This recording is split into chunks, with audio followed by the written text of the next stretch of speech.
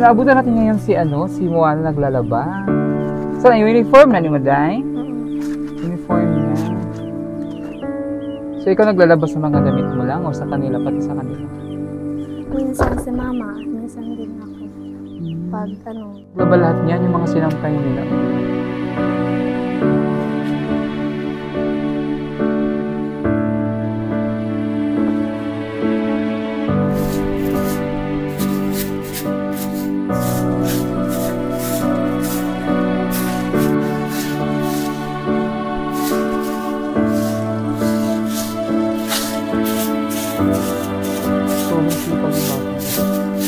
Nag-ano ka pa rin, nagtuturo ka pa rin sa mga nagre-review. Di ba? Inaano kayo, inaatasan kayo magturo? Oo, pagkatapos namin Miyerkules. Kasi dati kasi mahaba pa yung time para ma-review din. Ngayon, oras kasi hinahati nila para lang sa mga activities sa school. Ito? Yung dami ng medals. Grabe. Oh, ito kay Moana lahat to. Ito lang ha. Ito lang yung kay Moana. Meron pa dyan. Meron. Ito ay aking ina-award sa kanilang rena ng tahanan. Ang ilaw ng tahanan kay nanay.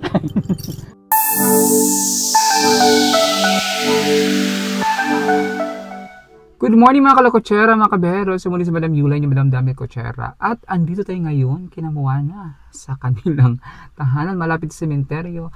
At ngayon ay weekend, so andito for sure si Moana. So tabayan natin siya, check natin siya at bisitahin kumusta siya dito, ang kanyang pag-aaral at ang kanilang sitwasyon dito sa kanilang tahanan malapit sa sementeryo. So samahan niyo ako, puntahan siya.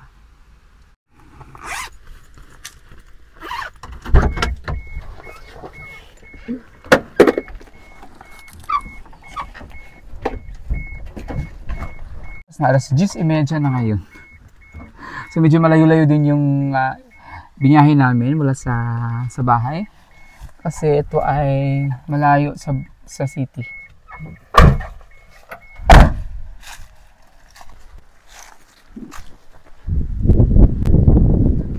Dito tayo ngayon kina Moana. Asa si Moana? Ayo! So naabutan natin ngayon si Moana naglalaba. Saan yung uniform na ni Maday? Uniform niya. So ikaw naglalaba sa mga damit mo lang o sa kanila, pati sa kanila? Minsan si mama, minsan din ako. Pag nasa bahay po si mama, din nasa eskwela si mama maglalaba. Uniform niya yung lalaban niya ngayon. Pag Sabado, ginagawa mo dito? Maglalaba pa rin. Laba, linis ng bahay. Kasi siyang, dito. Wala na si wala na si paano ng ate, yung kuya mong ate? Si Giuliani. Si Giuliani. Si Giuliani yung kapatid niyang babae na naging lalaki. LGBT. Asa naman si Giuliani nito sa Colombia? Sa Taiwan? Nag-eskwela pa siya dito? Saan siya nga grade? Grade 11. Grade 11 na siya. Masipag ng batang ito. Tapos nag-aaral pa. Nag-review. Masipag ito mag-review. Kumusta ang school? Okay lang. So, dito natin siya interviewin habang naglalaba siya. So yung kasama natin ngayon si Moana at naabutan siyang maglaba. Ayan, so kanyang uniform at mga damit ng kanyang mga kapatid. Pati mga kapatid mo, binalaba mo rin sa kanilang mga So ngayon kasi Sabado. So ang ginagawa dito ni Moana pag Saturday, laba. Ano pa? Review minsan. Linis ng bahay. Tapos, ang uniform na siya naglalaba. Ilan ba yung uniform mo? Isa. Isa lang? Yung isa kasi, nasira na. Kasi last year pa yun. So, paano yan? Suot, laba. Mayroon naman siyang PE pala. Pwede naman yung PE niya, no? I-alternate. So, anong araw lang yung sinusuot? Tingnan niyo. Lunes tsaka Biyernes, pero minsan Huwebes kag Martes sinusuot ko. Okay. At least hindi naman araw-araw sinusuot. Pwede naman siyang lang. Meron naman siyang PE kasi minsan nag-PE ka, di ba, ng uniform. Nakita ko nung nasa nating interview sa kanya. Naka-PE siya. So ngayon ay ayan, naglalagay na siya. Tapos after niya, anong gagawin mo? Maglilinis ng bahay. Ang sipag ng batang ito. Ito kasi siya ay si Moana. Anong grade ka na, be? Grade 8. Grade 8. Ayan. Tapos napadala na ang sponsor mo, hindi pa. For February. Sino nga ba sponsor mo? Si Ate Andrea Meg. Andrea Meg.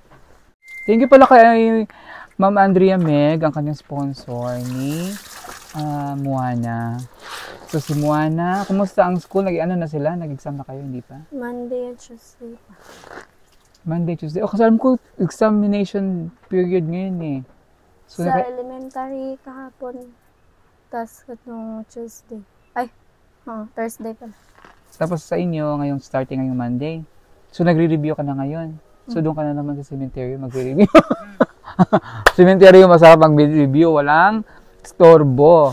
Kasama niya lang ang kanyang ang ating mga namayapang mga kapitbahay.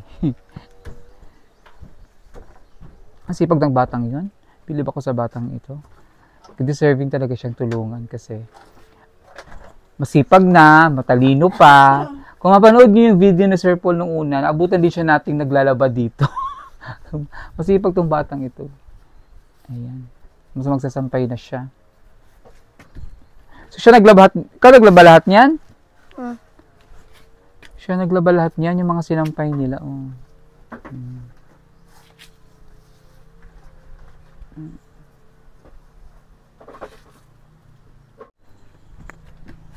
Aray. Sumabit pa ako.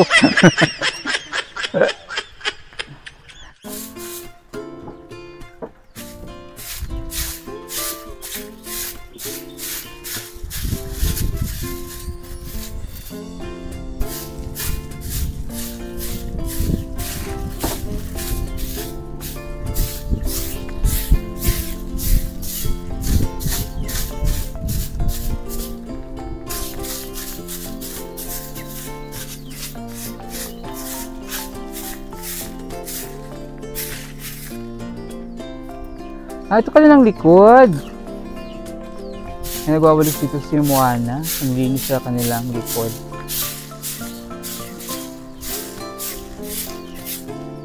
Yung bahay nila ay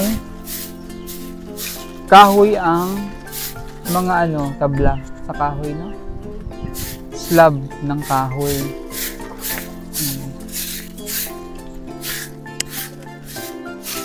Tinitira-tira to ng mga pinag-chainsaw. Siguro hiningi na lang nila ng tatay niya. Kasi yung mga hindi straight, yung mga yung bako-bako na ginawa nilang meron pa nga silang kahoy dyan.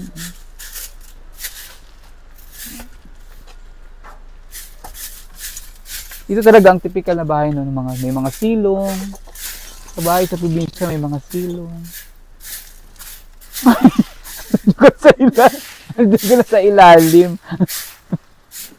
Sipag ng batang ito. Meron sila ditong kulungan ng dragon. Ay! Kulungan ng manok. Sila dito. Tipik na hangin.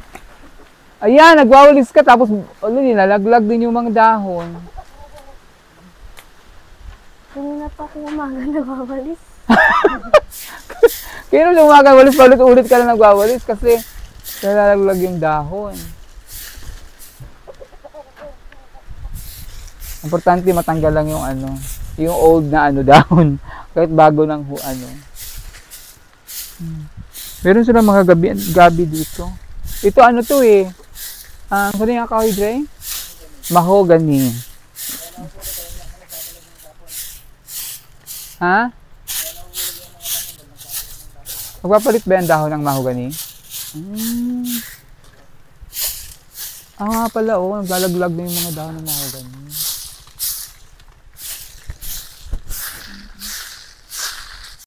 Sinusuong talaga yung ilalim. Wawalis, Ang masarap dito sa nga ganito, bahay, kasi kawayan, yung hangin ba, no? Papasok yung hangin.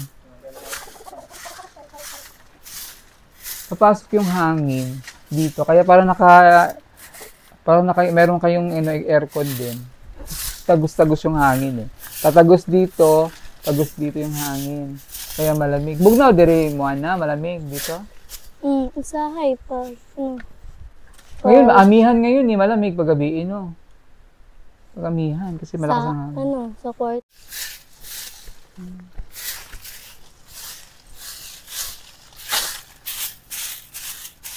Sobrang sipag ng batang ere.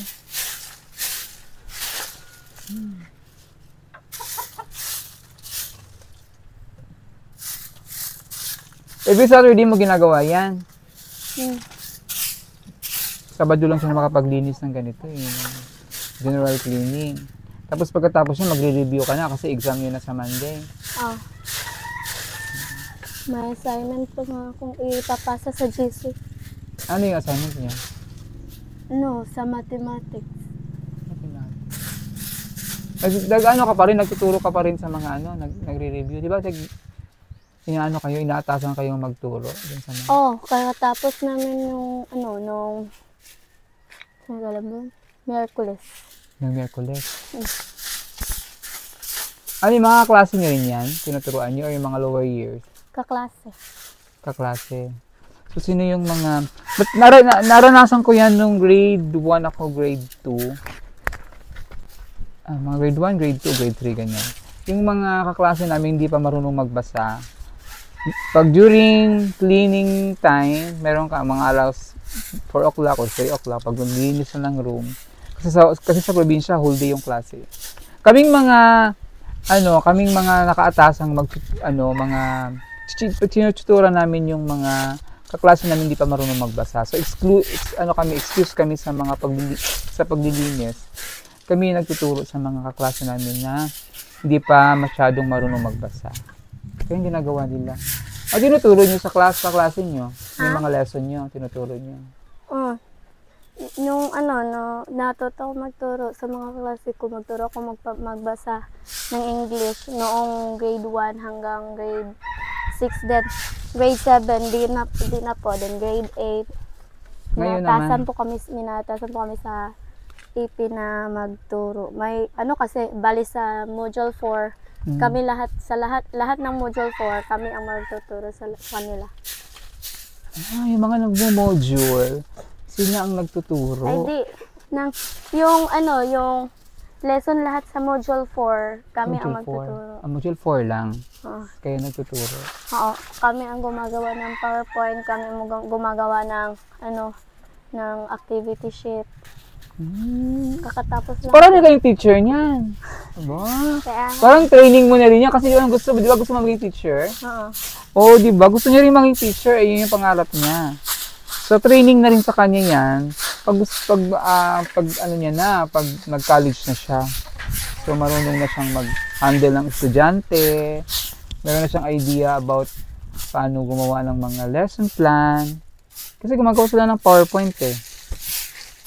Social na ha, PowerPoint na ngayon, hindi gaya dati, Ha?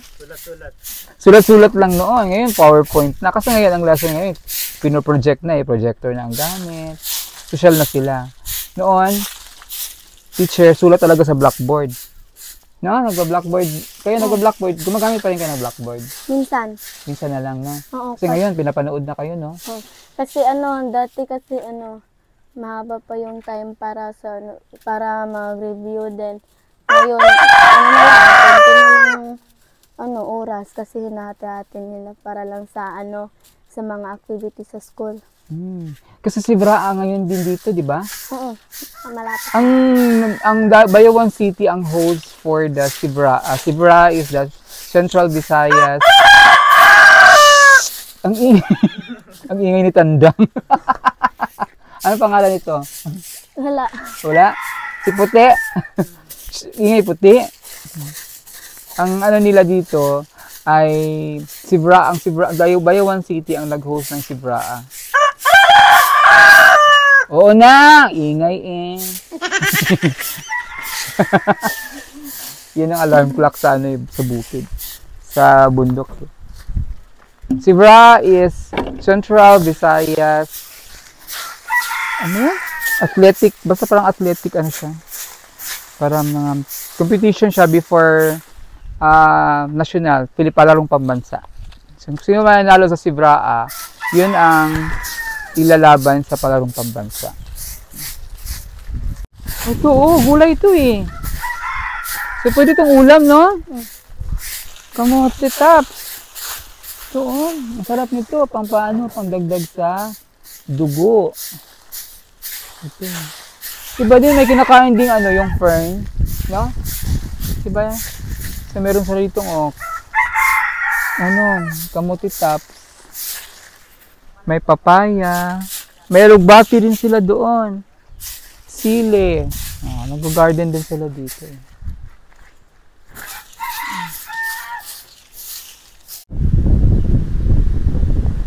Dito talaga natapos niya. Hayaan mo na lang yung lag. Ay!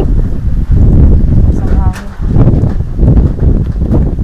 Amihan kasi ngayon dito. Malakas na hangin. Amihan kasi.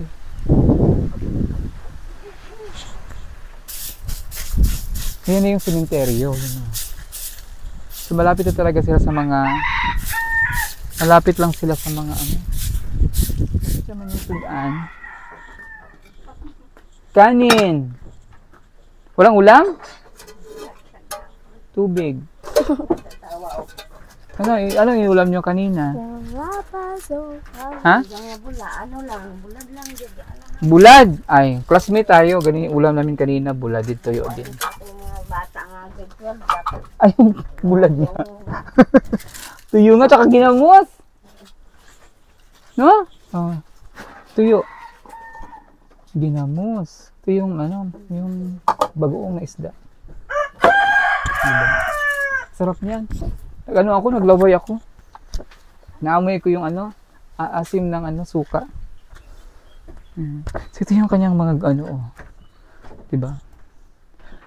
Sino gumawa yung Merry Christmas and Happy New Year? Si Moana. Ay, ito yung mga nila. Ito si Kuya. Ay, kailan yung JS nila? Isa katong Domingo.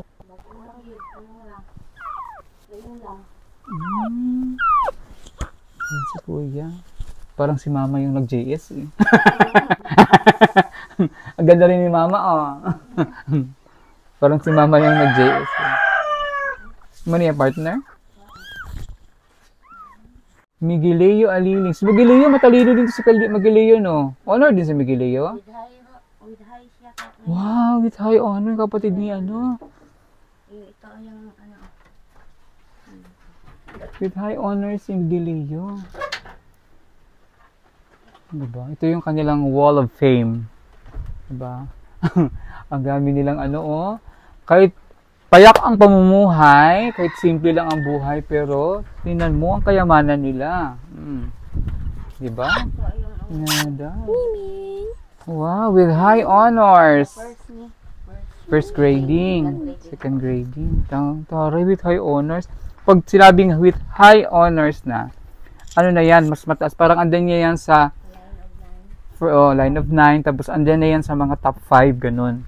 Pag with honors, mga top 6 pababa, top 10, ganun.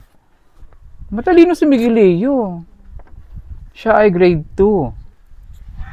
So, di ba, yung bahay nila, kahit nasa tabi man ng sementeryo, o nasa loob ng sementeryo, pero, ang tong kayamanan ni Mama, kayamanan nila, ang mga medals, ang dami, daming medals. Ito pa, ito yung mga bago na. Kagawaran ng edukasyon.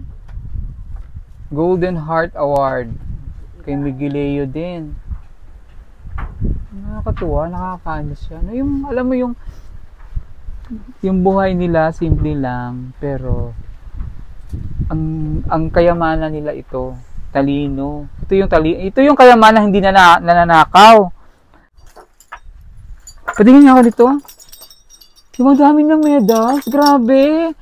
Oh, ito kay Moana lahat to. Ito lang ha. Ito lang yung kay Moana. Meron pa dyan. Meron pa dito. Meron pa dito, oh.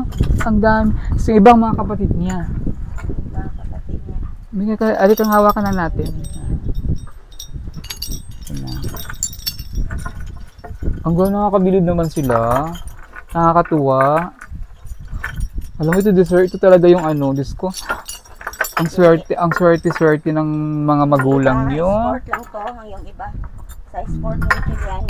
Sa sport ni Giuliani. Si Giuliani naman ay, anong sports niya? Track and field? Takbo? Bola? Soccer? Football.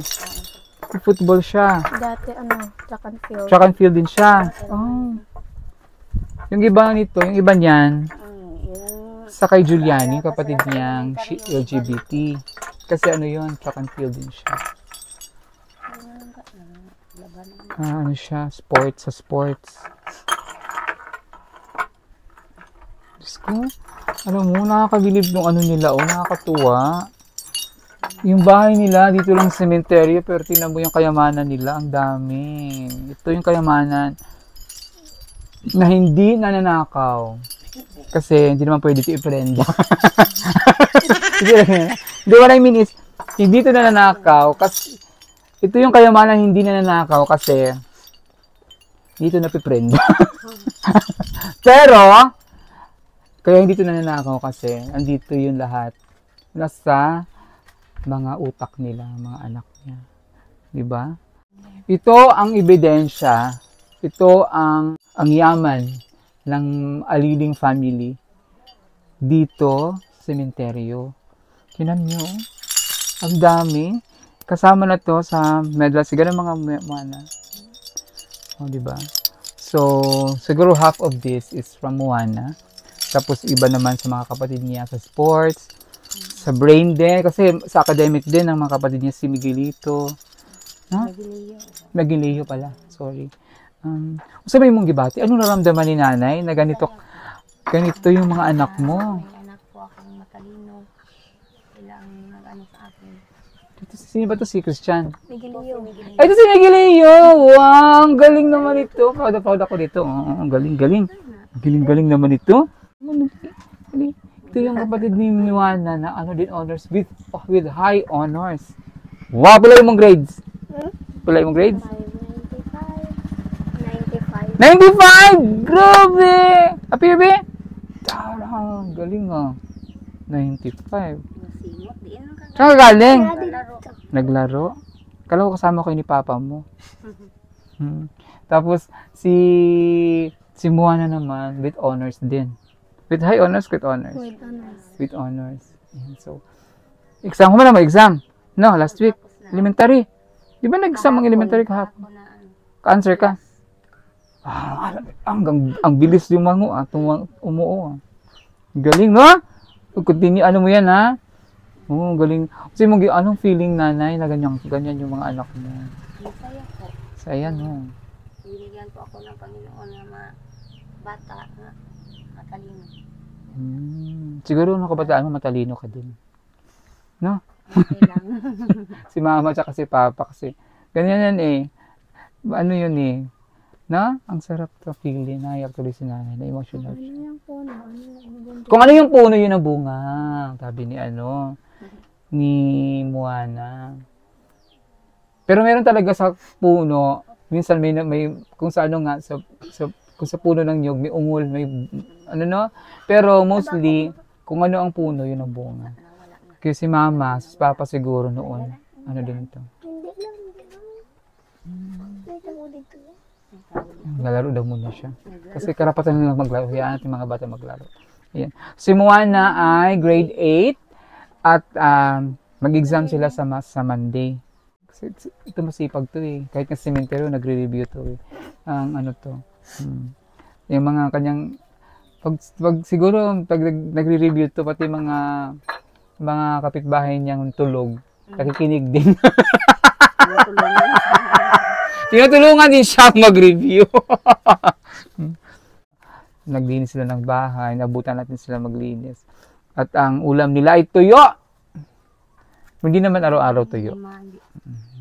Si Tita Andrea Meg, ang kanyang sponsor, ay nagbapadala talaga buwan-buwan. Parang spaghetti na yung ano nila. Yung kanilang medals.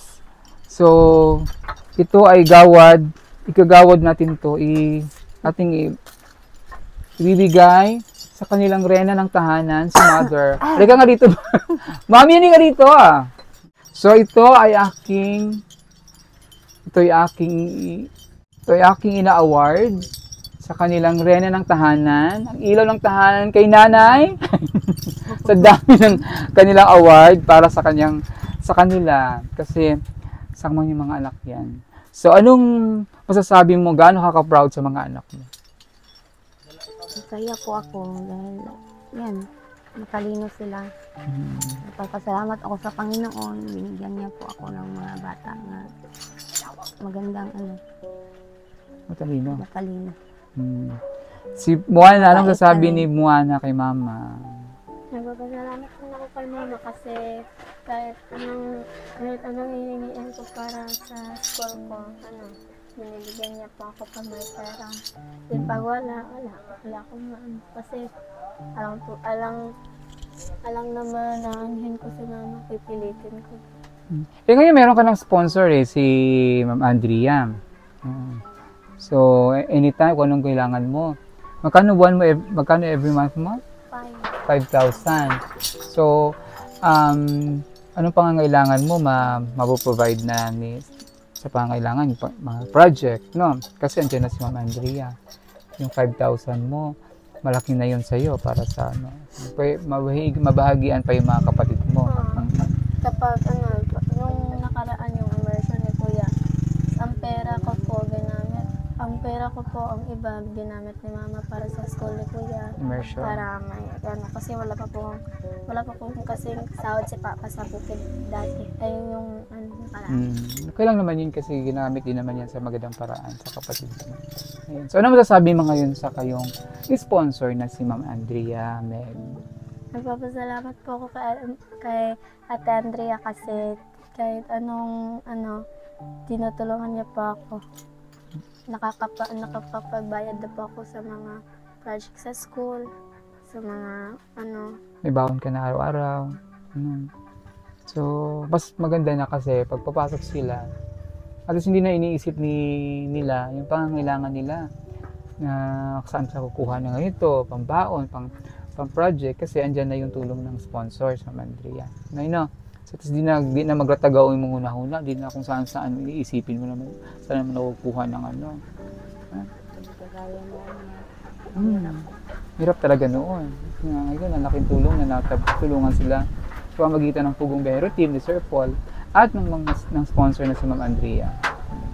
So, anong promise mo kay Ma'am Andrea? Promise po, di po ako magluloko sa school. Hindi magluloko sa school. Mag-aral na mabuti. Ano pa? Dapat maabot ko yung pangarap ko kasi naiiyak po ko kapag hindi ko po tinatapos yung pag-aaral ko, tapos si Ate ng Andrea nakatuon sa pag-aaral ko. Ganda yun. Naiiyak siya na walang magandang kahinatnan ang tulong ni Ma'am Andrea, in other words, no? So, kailangan mag-aral mabuti. Anong sabi, isa dun sa ayaw ni Sir Paul, ayaw mo na magjowa, no? Ayaw mo na mag-boyfriend. So, importante dyan, mag-aral mabuti, nakatuon sa pag-aaral, at tawag nito, huwag babayaan din yung mga pamilya, no? Kapatid, si Mama, tumulungan din. Tulad ngayon, ginawa niya. So, naglalabaw din siya sa mga niya. Sabado, Domingo. Pero pag ibang araw ako. Pag weekend, sila talaga naglalaba. Tapos maganda, tuturuan mo sila para lumaki sila na may alam. Ito kasi, meron akong dala dito. Galing ito sa package. So, ito nakita ko lang to sa package ni Ma'am. Galing ni Ma'am Angelica G of Surrey, Canada na package. Pinadala niya. So, ito magagamit niyo to sa higaan niyo. Makapal to eh. So, inisip ko kanina, ay magagamit to kina Moana. So, labhan niyo lang to. Pero mga malinis naman. Pero labhan niyo lang to ulit. Para maganda tong sapin. Kasi malamig din dito sa kanila. Tagusan yung hangin. No? Pahalakas ang hangin pa naman. No? Tapos, may dala akong books. Ito books ko to nung college. Magagamit mo rin to sa school mo kasi nag-aaral ako sa UE before. Ito yung mga books ko. English. Basta basahin kasi, di ba marinig ka naman magbasa. Basta basahin mo to kasi makakatulong to. Komunikasyon at linguistika, Filipino. Ito naman, study skills in English for a changing world. Ito ay, nagamit pa nga to ng kapatid ko, oh. Tapos, naipasa ko sa kanya. Sa'yo na naman ito ngayon, ha? Kailan magagamit mo to? Tapos ito, meron tayong Oxford Mini Thesaurus. Mara siyang dictionary na kung ano yung words dyan. Meron siyang synonym, aside sa word niya, meron siyang synonym, may antonyms, merong definition. So, ito yung Oxford Thesaurus. Okay? So, gamitin mo to. Alam ko, makakatulong to sa'yo. Pero dito, magbasa-basa ka to, meron ka ng idea pag college mo, pag senior high mo. Kasi ano to eh, grade 11, magamit mo to. Kasi first year high school na ako nito. So, magamit mo to sa grade 11. Kahit nga ngayon, kung basa-basahin mo ito, may idea ka na kung mangyayari sa college. Kasi may, ano na to eh, may mga, para siyang module nung college na, during our time. So, ito, ipasa ko na to sa kanya. Ang libro ko noon. Ha? Maraming salamat po, sir. Magagamit ko po ito sa senior high. Magagamit niya yan pag nag-senior high siya. Tapos, yung thesaurus, magagamit mo yan ngayon pag sa English niyo. Tapos, ito ang galing sa package ni Ma'am Angelica G. Thank you, Ma'am Angelica G of Surrey, Canada. Nakuha ko to dun sa niya, sa package. So, sabi ko, nang nakikita ko doon, unang naisip ko sila. Kasi kailangan to ng kanilang sa bahay nila. Ayan, no? So, ito, lagay ko na lang dito to. Oh, maraming salamat. Anong masasabi ngayon ni Mama? Salamat sa nagtulong sa amin. Yung pagsuporta sa amin na pamilya. Thank you po sa inyo. At kay Ma'am Andrea Mig.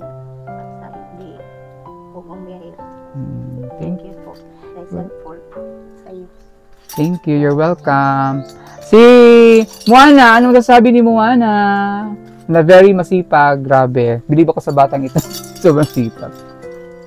Yan. Maraming salamat po sa tulong ng PB team at sa especially po kay Kuya Paul kasi di po siya na, kung hindi siya dumating dito, di po ako matutulungan. Siya matulungan ni Ma'am ni Ate Andrea. Anong sabi niyo kay Ma'am Andrea? Maraming salamat po kasi palagi po siyang nagpapadala para sa school. Hindi na po ako mahihirapan. Kasi sa kanya direkta ang help ni Ma'am Andrea Meg. Direkta agad sa kanya yung help.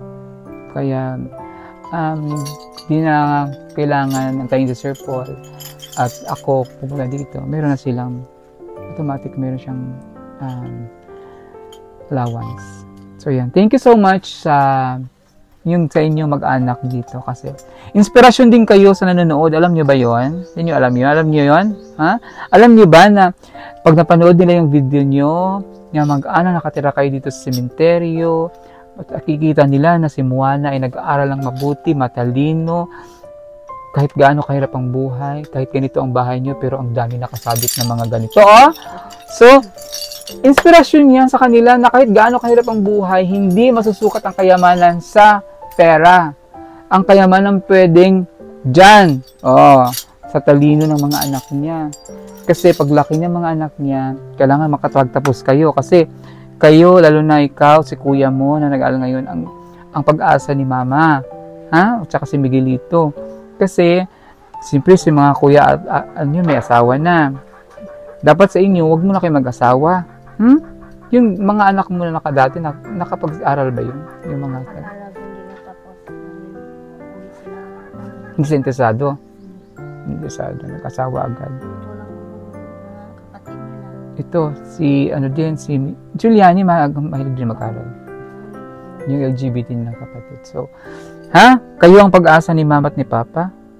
Yung dapat ang i-inculcate sa kanila, araw-araw sa kanila na para sa kanila yung pag-aaral at para din sa kanilang pamumuhay mag-anak.